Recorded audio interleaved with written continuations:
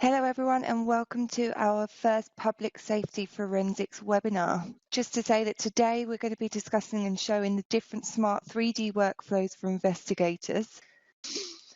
In this webinar we will be identifying the FARO tools that are available for smart investigations using real life examples from some of our customers. And here you will see what smart workflows are available in order to better assist your investigation.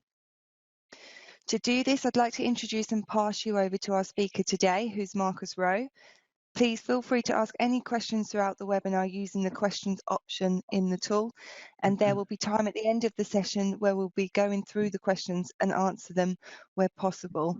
But in the meantime, I'll hand you over to Marcus Rowe. Here you go.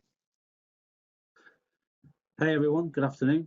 Thank you and welcome to our Public Safety and Forensics webinar. I know that we have some guests today from other parts of the globe. Thank you and welcome. So basically, my background, my name, as you know by now, is Marcus Rowe. I joined FARO in April 2018, having completed a full 30-year career within the police in the United Kingdom. I was the Senior Forensic Collision Investigator for Devon and Cornwall Police, which is where I became a user of laser scanners. And prior to that, I was a traffic officer, an authorised firearms officer, and obviously many years ago, I was a standard patrol officer. So let me give you a general introduction first and foremost to FARO. Some of you will be aware of us, but many of you visiting the webinar today may not know actually our company footprint and our company history. We're a global company with local sensibility. We have our main global headquarters in Lake Mary in Florida, and we have EMEA and APAC headquarters situated in Germany and Singapore, respectively. On top of this, in many of the other countries falling within those areas, we have more localised headquarters. For example, for me in England, we have a headquarters building in Rugby. The brief history of FARO itself is that in 1982, two university intellectuals, Simon Rabb and Gregory Fraser, formed together a company which they called Fraser and Rabb Orthopedics, which is how we get the name FARO. In 1995, FARO introduced the first FARO arm. As you can see, as you scroll down through the list there, in 2002, the arm becomes the world's best-selling measurement arm, and ultimately they moved from orthopedics in towards a more global metrology, factory, and other forms of measurement area, as they realised that orthopedics is very good, but there's a bigger, wider market out there. Interesting points to note is in 2014 we acquired CADZone, and in 2015 we acquired ARIS 360 technologies. Now these two are both important to us within public safety because they are the background to some of our software that we use for forensic reconstruction. In 2016, FARO was highlighted among the top 5 in the world for most valuable scientific instrument patent portfolio. And in 2017, FARO was identified as a visionary leader in the 3D metrology market globally. So let's just have a look solely at public safety in terms of FARO business. Well, there's over 11,000 public safety and forensic companies using FARO software around the globe. There's over 1,000 public safety and forensic companies that have our laser scanner, so using our hardware. Users are based in over 34 countries around the globe, and we have over 110 cases where FARO data was accepted and used in court. So FARO Public Safety and Forensic vertical within which I operate. Basically, we have 5 main areas of business.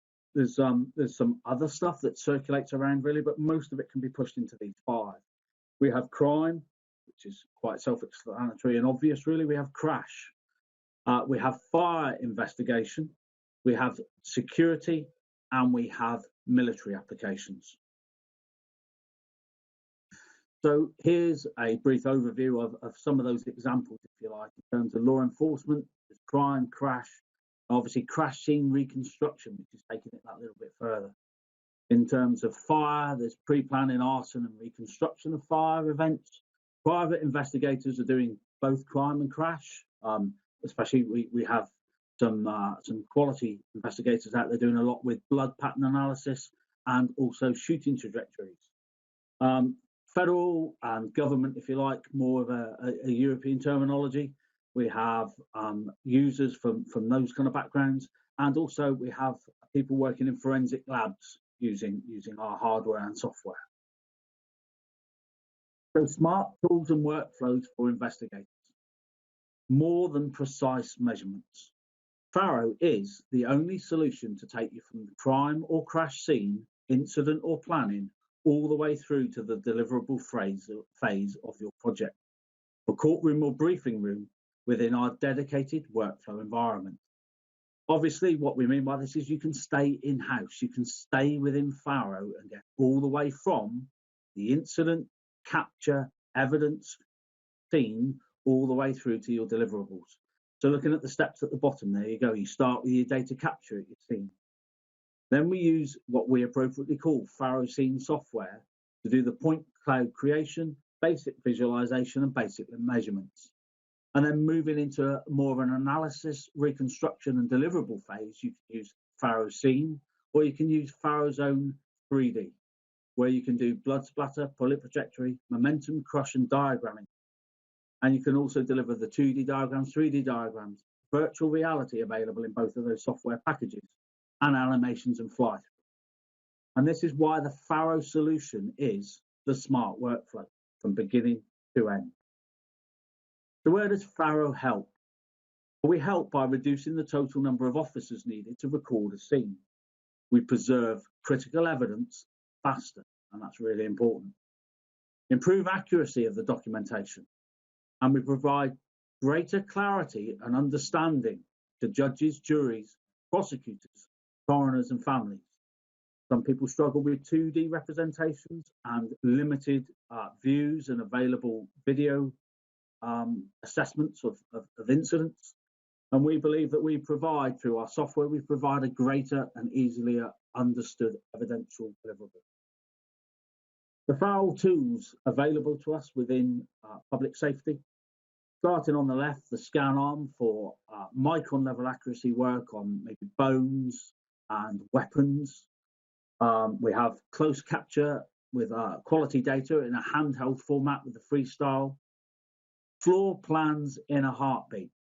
We're available via the scan plan, where we can capture on a 2D level floor plans, turn them quickly into 2D diagrams for fire planning, asset management, all of those kind of things. The FARO Focus, of which you obviously see two behind me today, and what you're probably most familiar with, these are our 3D terrestrial scanners, obviously used on tripods, can be floor mounted, and moving to the right hand side, drones, where the FARO Focus now can be used from the air, enabling 1 kilometre in a very short space of time, 8 to 10 minutes to do a kilometre of scanning. Underneath all of these devices, you see the software tools. We have Scene to Go, we have Scene, FARO's own 2D, and FARO's own 3D. And this is our armament, if you like, our public safety vertical armament of tools, hardware and software, for you to get all the way through that workflow from scene to deliverable. So the FARO workflow again, capture on the left-hand side, capture the evidence, fast, precise, and unbiased. Process, registration, multiple view perspectives, revisit the scene and virtual reality. Analyze and reconstruct, blood splatter, bullet trajectory, momentum, vehicle crush, diagramming, and forensic animations. And then the deliverables, giving your customers or the court the deliverable that they can see, that they can understand, the expert opinion that you have formed, visualized through our workflow. And case sharing. We have Scene to Go, which is a really easy to use, secure sharing option, easy to understand, easy to use, no software required by the end user. And effectively, in terms of your evidence, it's non-editable, although they can place certain notes, certain measurements they can make at the end, but it does not affect your evidence. And the FARO Advantage, specifically, there's 3 key areas here. We are the only scanner with automatic hashing at the point of capture. So long before there's any suggestion that a human being has been involved in the process, we can hash and secure the evidential trail of the data.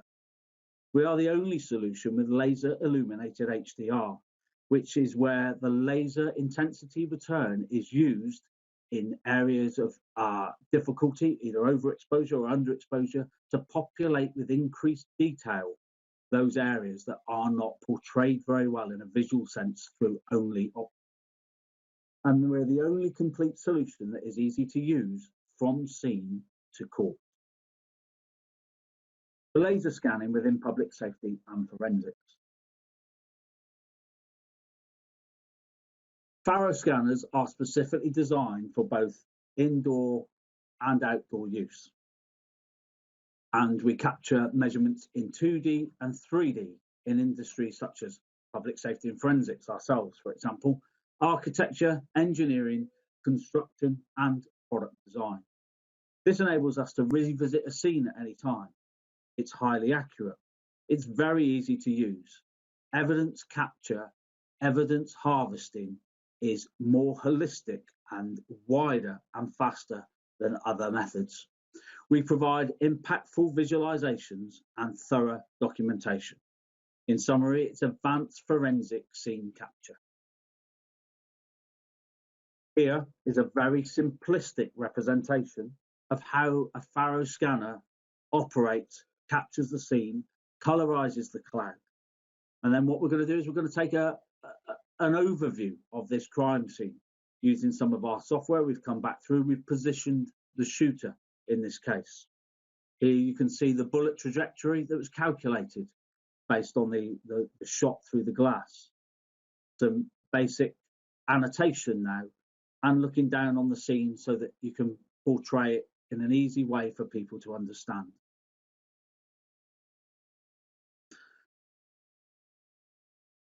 Here, we're just showing you and reminding you why it's so important to be scanning in a modern day evidential capture world. The yellow crosses are the captured points by traditional theodolite total station surveying. As you can see, there's maybe 50 to 75 points for the operator to draw some lines between. Initially, and at the end of the video as it's looping, you can see those yellow points. And what do they really show you? The layperson. What will the layperson get from that? And then you see it populated with the 3D cloud data. How much easier is that to observe? How much easier is that to understand? In briefing and annotating purposes of deliverables for court, how much better is that? And this is why we are strong advocates in public safety and forensics that you should be and must laser scan. So what do our customers say about our workflows? Top one there, for example. During the trial, the prosecutor used my report, and in particular, the FARO software's recon images to assist the court in understanding the scene and for witnesses to confirm that the vehicles accurately represented their position. So the witnesses have validated the deliverables that this particular person has created.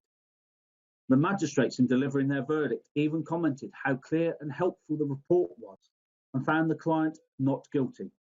Some might say a win all round. So there we go. Better for the witnesses, better for the magistrates, better for the court in general. Easier, better, accurate, much better all round by the time we get to court. The more customer validations there. Forensics companies, police departments. So smart workflows for investigators within Scene 2019. Now, some of you may be aware that earlier this year, we launched Scene 2019 to replace Scene 2018. Scene 2018 was already one of the fastest and most highly developed processing and registration software packages available on the market. We've made it better. In this, we're going to show you how you can process scans up to 50% faster. The laser scanner CPU is leveraged at nearly 100% of capacity and reduces scan processing time by up to 50%.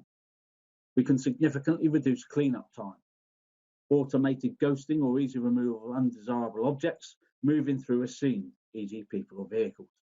And we can easily merge scenes from different locations.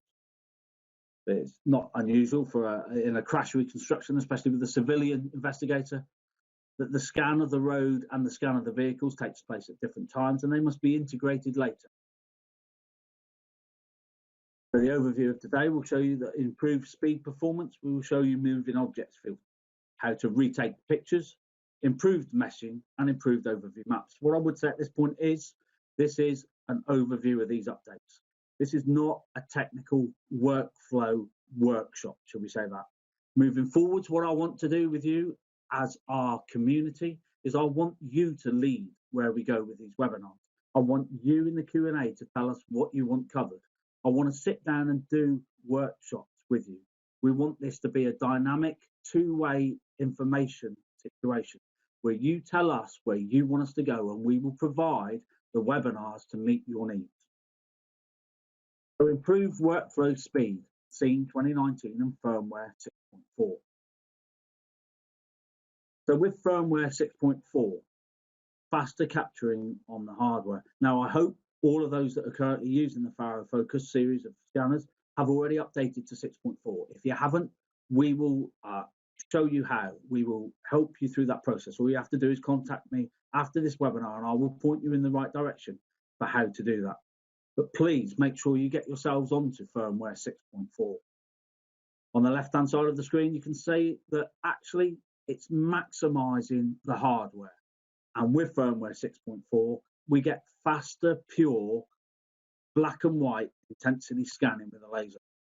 On the right-hand side, you can see that we have introduced speed mode for the photography phase, for the color capture phase of laser scanning. Together, these two parts come together to synergistically give us 35 to 50% time savings in overall color scanning times. So what is speed mode? Well, speed mode in effect is a photography mode for the camera on board.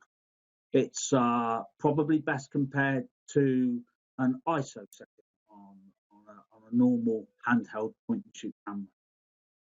So therefore, it does have its limitations. And the limitations are that you will, in poor light, introduce a slight element of noise. Now, this really isn't a problem if you're applying the correct use of speed mode. As you can see there in all three of those examples, the noise levels are minimal and acceptable. When is it appropriate to use speed mode? Well, it's appropriate to use speed mode when you have moderate to good light. I would question whether or not in any kind of dull, dark or nighttime environment, you would be wanting to take colour photographs anyway. I would be scanning in black and white. But if there is such a case that you need colour from those environments, I recommend that you use night mode. Speed mode and normal mode are not really the appropriate use of colour photography in a darkened environment. Scene 2019, faster processing. This is a simple graphic, really. If you look on the top, you can see the processing time or the processing function of the CPU. You can see the spikes, and you can see the white area is effectively wasted CPU time on the cores. In the bottom, in Scene 2019, you can see how solid the return is on the core processing activity. This is because our software writers have managed to maximize the core processing function on the computers. Here's a visualization of exactly that. On the left-hand side, you can see the processing being done on Scene 2018. And on the right-hand side, you can see the processing being done on Scene 2019. Now, although separate tests, they've been time-aligned so that they show the same test being undertaken on the same workflow, the same set of scans. On the right-hand side, Scene 29 comes in at 4 minutes and 52 seconds. Scene 2018, and remember I've already said, it was one of the fastest, easiest to use registration and processing softwares already on the market, comes in at 7 minutes and 11. You can see that that's a significant time saving. So we're looking at about 30 to 35% there, just on that example. So here's a pictorial representation of those two things working together. Firmware 6.4 on the scanner itself, 35 to 50% faster colour scanning. Scene 2019, up to 70% faster processing, depending on the number of cores operating within your computer. Put those two together, the already streamlined, fast, efficient FARO workflow is now once more significantly faster and moving further ahead again. So let's look at moving objects filter, again within scene 2019. So what is the moving object filter? A moving object filter automatically removes unwanted objects that moved through a scene while it was being scanned, such as people or vehicles. Now we all know how much this happens. It makes it much faster for users to remove an object that shows up in one overlapping scan, but not the other, for registered scan projects. No extra time is needed scanning within the field. For best practice though, scans must be processed and registered before using the moving object filter. And scans of areas containing mirrors, highly reflective objects or windows may contain some stray scan points that are incorrect. Excuse me 1 second.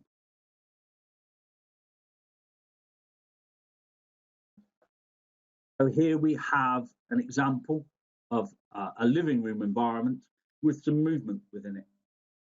Now, hopefully, as I toggle through the images, you will see that the noise is removed. This is still images. It's just to show you the before and after effects. So the noise filter has removed the moving noise, people moving throughout the room. So let me just go back again. There's the noise. And there's the result of the noise removed automatically. This is a street scene. It's a little more complicated in some ways. There's a little bit more movement there. And so this is with the noise. And then that's what the filter has removed. Reinstate the noise again for you to see. And again, what the moving object filter has removed. It is a filter. There may be that you still want to do some additional work. There may be that you want to do the work manually. But we've provided you now with an automatic filter to be able to remove noise on your behalf. So how do you use the moving object filter? Here's a video, a workflow video that I'm going to show you now. And we'll just talk through it. So as we look in the center aisle there of this scanned area, you can see some noise as something moved through the scene. So he's gone back to processing, and we've highlighted the scans and the moving filter object. There's now some sensitivity, overlap threshold, and maximum scan comparisons that you can choose.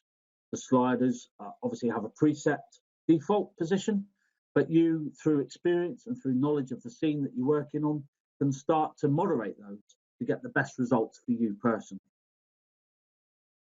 As we now explore the final point cloud, having applied the moving objects filter, you can see that the area of noise, the movement within the central aisle, is now completely removed. So what noise would be removed? This is a pictorial representation of what the noise filter is seeing, identifying, and removing. So on the left-hand side is the point cloud data look with 3 people and a movement through the middle. In the central picture, you can see that that has been identified as noise and coloured red. Again, like I say, this is a pictorial representation. And on the right-hand side, you can now see that that noise has in fact been removed. And that is the process of the noise removal filter. Also in firmware 6.4, we introduced the option to retake pictures. Users now have the ability to retake pictures, allowing them to select and recapture individual images with unwanted objects in them, such as random people and moving cars. Again, it happens. They can now easily exchange images with unwanted objects directly on site on the scanner. Images which need to be replaced can simply be selected and will be recaptured. There is no need for a completely new scan to be undertaken. So that sounds exciting. Let's see what that means in practical sense. So here again is a video, a pictorial representation for you of that phase of the scanning process.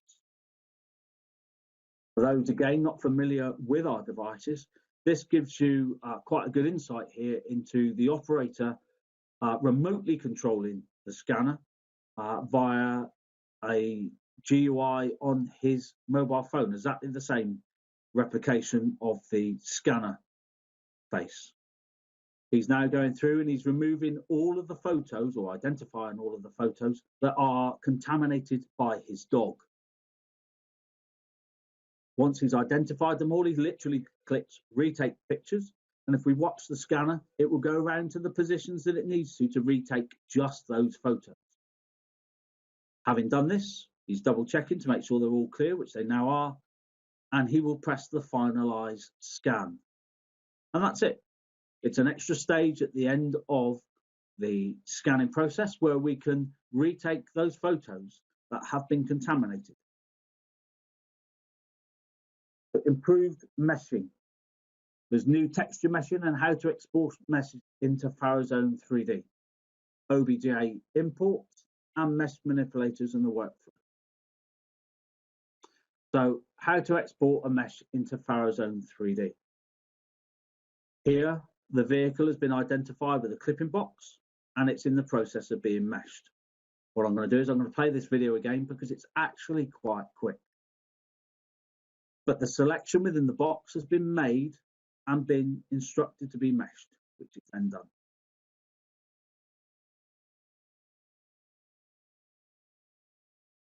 Let me take this back for you just at the very end to just speed it up. You've now seen it, sorry to bring it back again. You're seeing it having been imported into FARO SCENE 3D. And then it's going to be animated in FARO SCENE 3D. But I'm going to bring you back. So here we go, clipping box around the vehicle. Export the clipping box stuff to make a mesh. There's the meshing options, and that's been timeline shortened so that it is created. And then on the left hand side now in the tree, you can see the mesh is there. That's now being exported as a separate mesh so that it can be used to import into FARO SCENE 3D. In FARO SCENE 3D, you now have an actual model of the collision or incident vehicle that you want. So it's not from a database, it is the actual model. Having brought it into FARO SCENE 3D, you can now animate that. So here against a modeled alpha from the database, the Honda Civic, Honda Jazz even, can now be crashed in an animated sense as it would have been in the investigated scene. OBJ files that you've created can be imported via the import tab back into scene. So having created a mesh as an OBJ, you can of course bring it into another scene. So it may be a scene file that you have of a collision location. Let's start using that instead of the word scene for a second. You may have an overview job of a collision location, and you may want to bring a vehicle that was scanned elsewhere that you've meshed, created into an OBJ, and you will bring it back in that way. That is one easy way now in Scene 2019 of bringing vehicles back in that have been recorded elsewhere. So a mesh manipulator sounds really awfully technical. For those people that aren't already familiar, basically the mesh is the model, if you like. It's set triangles and it's turned into a semi-watertight or fully watertight model for you to use. Manipulators are just ways of moving things, not distorting or anything else, but just basically moving them around. So mesh manipulators make placement of meshes much easier. They allow you to locate and rotate meshes manually. To activate the manipulators, select the mesh. The manipulators are made of translation and rotation handles. The translation, moving the whole thing. Rotation, obviously yaw, rotate. and placed around the centre of the selected object. It uses the point of rotation as being the centre. Folders containing only meshes can also be manipulated all at once in this way when they are selected. As I say, moving forward, if there's a desire, if there's a need that we do a webinar workshop on this, we can do this. We can concentrate on areas that all of you listening today want to concentrate on. Not a problem at all. We want to be led by you. So here's a mesh manipulation workflow example. Okay, first and foremost, forensics, public safety. This is a factory. But the reason we're using this is because the factory duplication and placement of this machinery is a good example of how to use this function. It's a clear example. So if you imagine that this is a car, if this is something going back into a crime scene, if there's manipulation that way, just run with the idea that this could be, you know, a crash at a junction, a vehicle like that. But it's a clear example of how to use this work, and that's why I've chosen it. It's a little bit long, but it's showing you the entire workflow from beginning to end. So the operator has gone to a top-down view over the machine in question.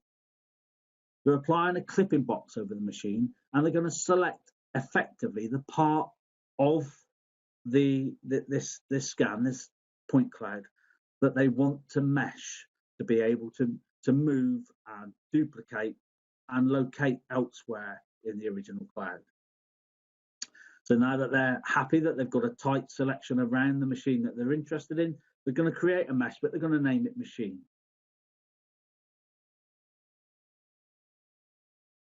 Again, it's speeded up now, so that's the mesh quickly created. You can see it there in the tree on the left-hand side, and they're renaming that mesh to machine as well, just to keep it really simple and clear and easy to understand. They're going back now to the original cloud, and what they're going to do now is they're going to move to the area where they want to add the duplicated machine, and they're going to clear that area out within the cloud. They're going to locate the data that's there, and they're going to move that so that instead of being clouded in that area, being concentrated or duplicating the data, they're going to identify the data that's already in the area, that's a target area, and they're going to delete that data. Looks like it's a forklift truck, some boxes, and maybe a desk. An expensive set of tools, maybe. So there's that area cleared. You wouldn't have to delete, of course. You could hide if you wanted to. So now we're going to go back on top, and the mesh, the created mesh, is now going to be located into its new work position. And so the owners of the factory can now see whether this is a sustainable project, what effect that's going to have in terms of room around it. And this is, of course, a factory environment. But in terms of our applications, we are now bringing in vehicles that we have scanned elsewhere. We're bringing in, witness vehicles. We're bringing in obstructions that were there for line of sight but have gone since. And we're basically placing back things into the scene that have been captured in a scanning sense elsewhere at another time, at another date. So yeah, factory environment, but I think we can all work on how we would use that for public safety. So another feature within Scene 2019 is an improvement to the overview maps. Some of you may be familiar with overview maps, some of you may not. So the overview map function now includes a new window dialog to modify its properties so that the user can customize it. Among the new properties to customize, now it's possible to colorize the foreground, background, and the scan points. The new color can be applied to the exported overview maps. So here's an example of mine. It's a potential crime house, should we say. This is a screen capture from FARO SCENE software of the point cloud, looking down on the house in question where this alleged crime has occurred. So I've created an overview map of this of this house, of this crime scene, and of my capture of it. And it looks something like this. Now, the blue dots are obviously scanning locations, and within the house, you can see that there's clusters of 6, 10, and 4. They're not all on those exact points, but it's telling you that close to those points, there aren't that many number of scans. But it's just clustered them together so that the visualization is not too confusing. Bottom left-hand corner, there's a scale that's relative and true to the image that you have. And you can see there that the top line is 10 meters, is that space, and the bottom one is 50 feet for that particular distance. And in the middle there at the bottom of the picture, there's a magnifying glass, which we can plus and minus toggle, and there's a settings function cogwheel. I've then scrolled in and captured this overview map closer on the house. And there you go. As you can see, it's a pretty impressive, rapidly created map. Looks almost like an architect's set of drawings, and that's just the intensity return of the cloud data. Left-hand side, look, the scale bar again has stayed true to the visual image that you're looking at. So it's now a 3 meter and 10-foot scale. There highlighted is the settings wheel. You go into that to change and arrange the colors of the overview map. So you can change the background color, you can change the foreground color, you can change the color representation of the scan data. So you can personalize that, whether or not you have issues with how you want to present it or observe it for yourself in some certain situations, colorblind people maybe, or people have difficulty understanding the color way that it automatically presents in grayscale. You can colorize it for better impact, better deliverables. So the summary of what we've looked at this afternoon: improved speed performance, the moving objects filter, retaking pictures, improved meshing, and improved overview maps. So our closing thought for this particular phase of this webinar, before we go to questions and answers, Scene to Go. What is it? Are you using it? So Scene to Go is a quality area of software for forensics and public safety. It's a form of mobile and secure project sharing. There is no internet required. Scene to Go is a secure, non-internet based project sharing solution for scene software users. But note, only version 7.1 or later. Now, I hope that you are all using later than Scene 7.1. Those that are interested in going to FARO, going to Scene, will obviously be acquiring Scene 2019. Those of you that are long-term Scene users that maybe haven't updated, please get yourselves onto at least 7.1 or later. And hopefully from today, you can see the importance of actually being up to date and current on Scene 2019 and firmware 6.4. So going back to Scene to Go, it makes easy to share read-only scan projects with partners and customers. You simply save your projects on a USB drive or any other external storage medium and view them on a Windows or Mac OS computer without the need of internet connection.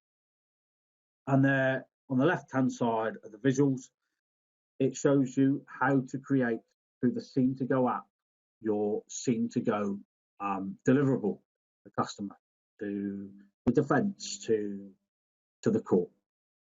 The Scene to Go project itself, very dynamic, very visually impactful, and you can decide what annotations to put on it, what deliverables, what exhibits, what maybe phone call audios, maybe videos, maybe captured witness stuff from mobile phones. You can decide to put this wherever you like on the Scene to Go visualization for the person on the other end to view. It's a great way of disclosing all your evidence, but it's also a great way of representing where that evidence was captured. And obviously this has great impact for public safety. It's obviously used in other verticals as well, but you can keep a track of how many USB sticks, how many disks that you share in this format.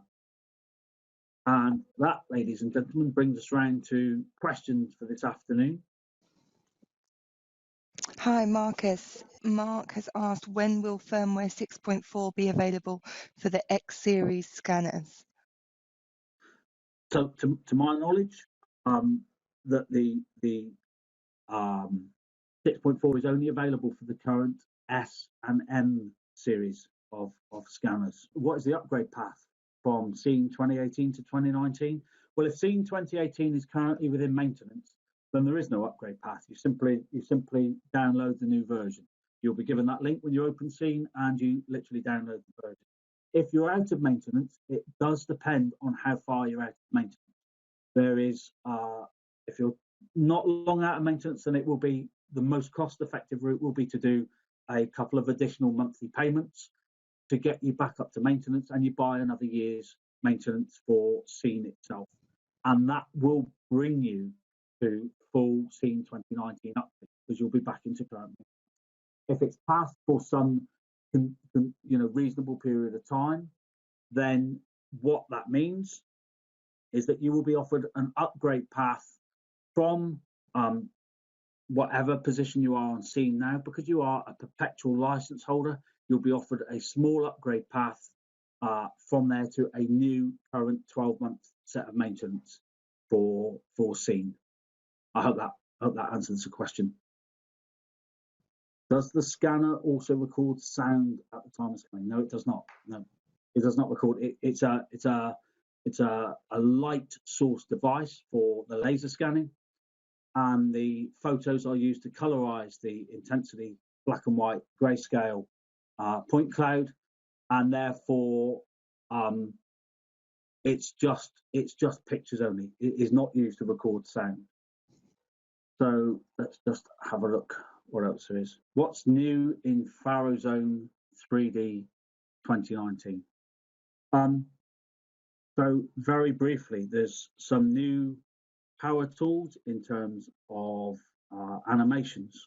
You can now animate multiple clouds instead of just a singular cloud. There's some new tools in terms of time and distance. So along a skidded distance, for example, you can query, or an accelerated distance or anything, or cornering distance, you can query along those points, and you can have a specific time and speed point annotated at any distance along those points. There's some weather environments. There's some traffic light environments now that you can add. Those are some of the upgrades. Again, we'll do a webinar maybe to cover the upgrades to 2019, and we'll do some workflows on it and show you some of the differences and some of the developments and where we can go with that.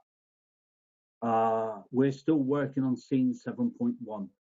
Is there any advantage in updating the firmware to 6.4? Yes, there is, because the hardware itself operates independent of the Scene software. So you will still see a reduction in scanning times. You will still see an increase in performance on the hardware itself just by putting the current up-to-date firmware.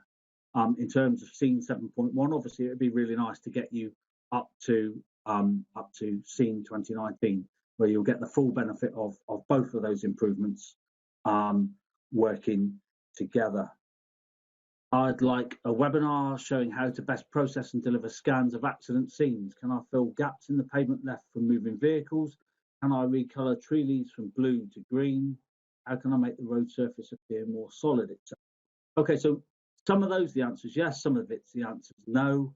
I think you're right. I think maybe a workflow on that, or Mark, reach out to me direct, and I'll work with you on that to see where we are. If it forms a full webinar, we'll do it. But some of those are tricks within the software to do with gap filling and to do with smoothing out the results for a visualization purpose without affecting the data.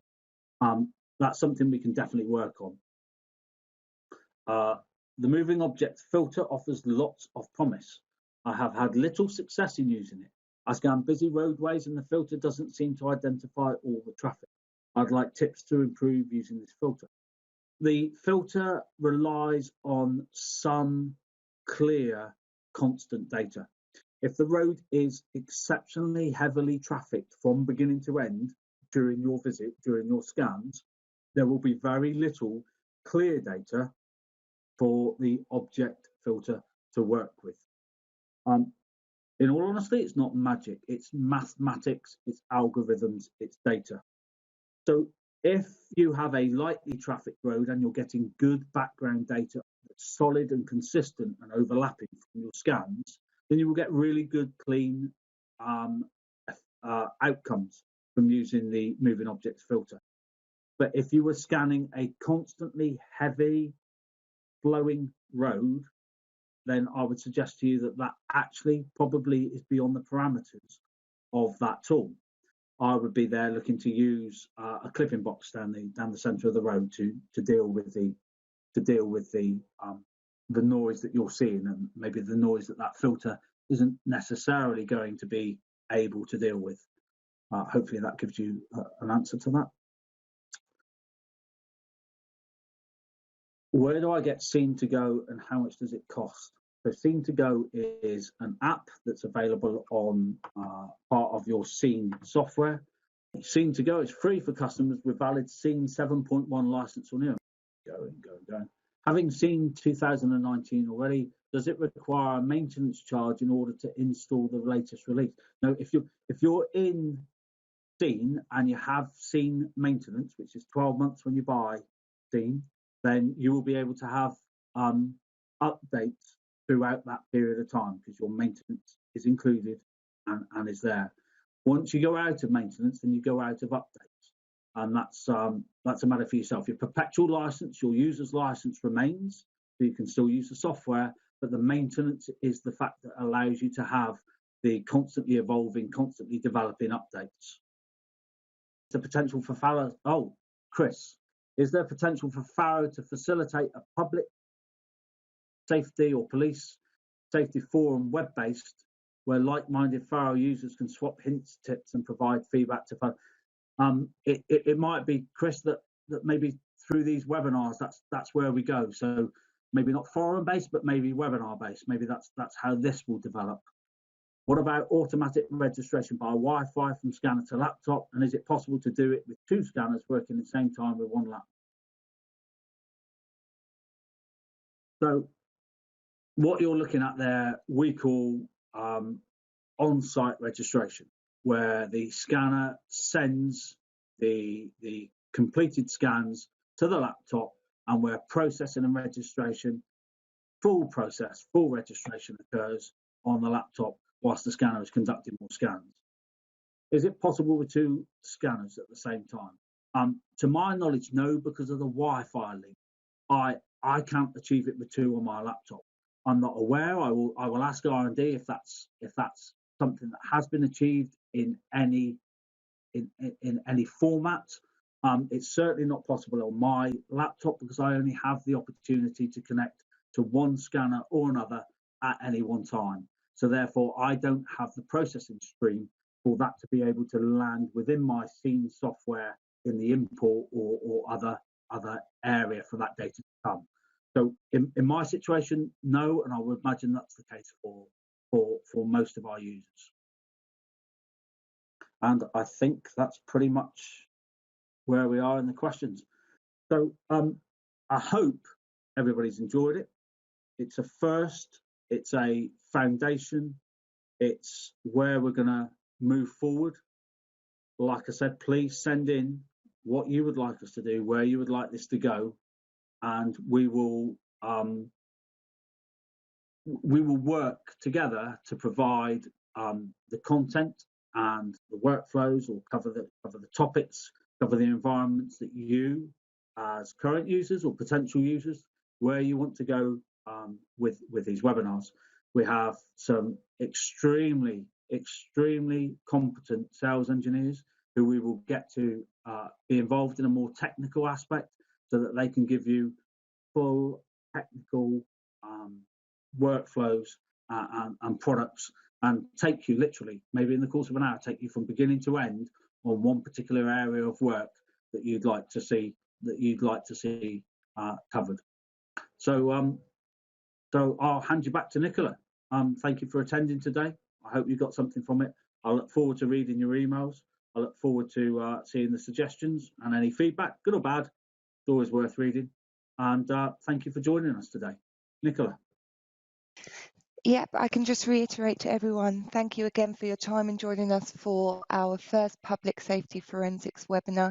And thank you, Marcus, for taking the time to present and show everything. We wish you all a great day, and we'll hear from you soon. Thank you. Take care.